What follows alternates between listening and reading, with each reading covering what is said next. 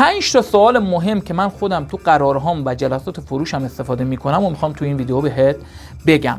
خوب گوش کن، چون این 5 تا سوال وقتی تو یاد بگیری میتونی یه چارچوب ذهنی ایجاد کنی که وقتی میری تو جلسه بتونی جلسه رو جهت بدی. خیلی مهمه.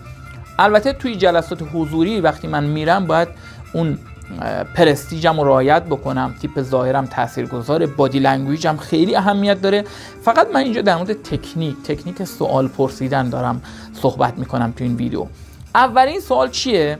اولین سوال اینه که از مشتری بپرسی که چه چیزی برات اولویت داره، چه چیزی برات اهمیت داره، اصلا هدف از این جلسه چیه که ما گذاشتیم. اینجا چه اتفاقی میفته؟ باعث میشه تو چیزی که دنبالشه مشتری رو به دست بیاری. مشتری میخواد به چه نتیجه‌ای برسه و بعداً در مورد اون صحبت کنی و باعث میشه جلسه با حاشیه کشیده نشه. این سوال خیلی سوال مهمه. در ضمن وقتی سوال میپرسی یه دفترچه یادداشت داشته باش و جوابی که اون آدم میده رو یادداشت کن. خوب گوش کن. میدونی که گوش کردن یک مهارت خیلی حرفه‌ای یک فروشنده است. ما اگر خوب گوش کنیم بعداً میتونیم دقیق راهکارهایی بدیم که مشتری محصول منو بخره.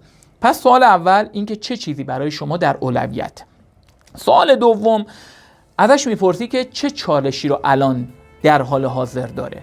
این باعث میشه که الان مانع‌های ذهنیشو بتونی شناسایی کنی، دغدغه الانش. تو جلسه دیگه وقتی شما داری صحبت میکنی به دغدغه‌هاش و چالشاش فکر نکنی، یعنی صحبت‌هایی که میکنی در راستای چالشش باشه، چون همه دنبال اینن که چالشاشون رو رفع کنن، ترساشون در واقع رفع کنن.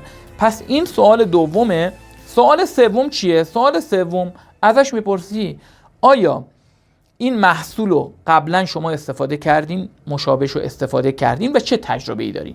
میذاری داستان تجربه کردنش رو بگه.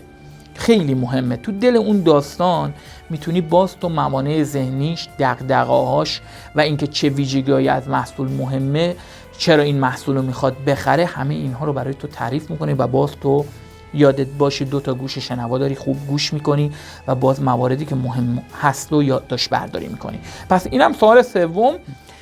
سوال چهارم چیه؟ سوال چهارم اینه که ازش میپرسی که چه چیزی باعث میشه که از رقیب نخره، چه چیزی باعث میشه که محصول مشابه یا خدمتی که من میخوام ارائه بدم، ممکن شما یه سرویسی میخوای ارائه بدی به یه نفری، چه چیزی باعث میشه که در واقع از من بخره و از رقیب نخره؟ این باعث چی میشه؟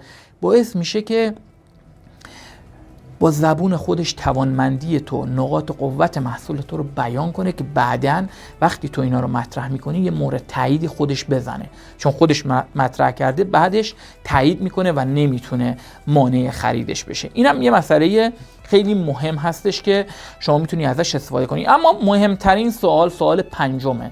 مهمترین سوال این سوال هستش که تو وقتی اینو میپرسی بعد از گوش کردن دیگه باید صحبت کنی، باید ارائه بدی، تمام مواردی که قبلا توی ذهن ثبت کردی، تو دفتر ثبت کردی رو کنی. سوال آخر چیه؟ سوال آخر اینه که ازش میپرسی الان تو چه وضعیتی قرار داری و به کجا میخوای برسی. ببین مردم محصول میخرن، خدمت میخرن که از وضعیت موجودی به وضعیت مطلوبشون برسن. خب با این سوال تو اولا دوباره میپرسی دغدغه‌هاشو و وضعیت موجودش رو دقیق شناسایی میکنی که الان دغدغه‌اش چیه، چالشاش چیه، در واقع ترساش چیه و باز وضعیت مطلوبش هم شناسایی میکنی، به چه رؤیایی میخواد برسه.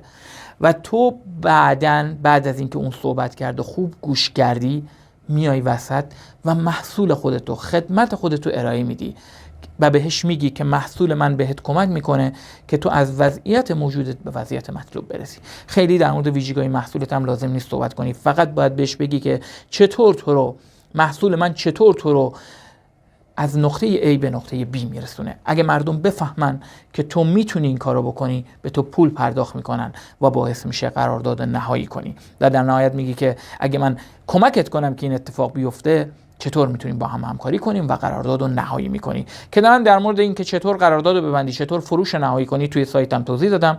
من جواد فکور در مورد بازاریابی، در مورد سیستم بازاریابی، در مورد فروش محصولات قیمت بالا تو سایتم موارد زیادی رو بیان کردم، مقاله دارم و کلیپ های مختلفی رو رایگان میتونی اونجا ببینی تا کمک کنم بهت که بتونی محصولتو بفروشی و یک ارزشی رو ارائه بدی به دیگران، یه معامله برد انجام بدی، موفق‌تر، ثروتمندتر و شادتر باشی.